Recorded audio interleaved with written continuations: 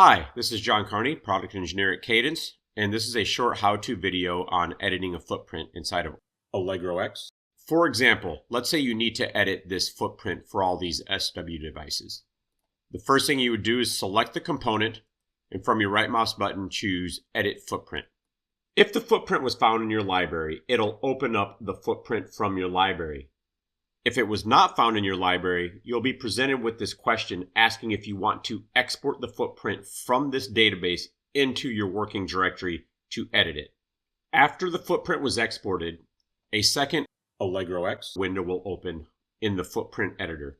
So you'll now have the footprint editor open and also your original layout database open, and it's waiting for you to complete the edits on that footprint, because after you edit the footprint, it's going to give you the opportunity to update that footprint back into this design. I'm going to make an edit that's going to be easy to see when I update it in the layout. I'm going to move this pin over there. Theoretically, you would make whatever edits you need to the footprint. You could change the place bound, you could add pins, you could replace pad stacks of pins. Whatever type of edits you need to do in the footprint editor, you would make them all here.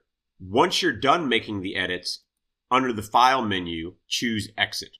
You'll then be prompted to save the footprint.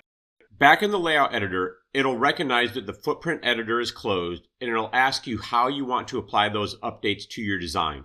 Do you want to update the text? Do you want to remove any fan out that you've done on those footprints in the design?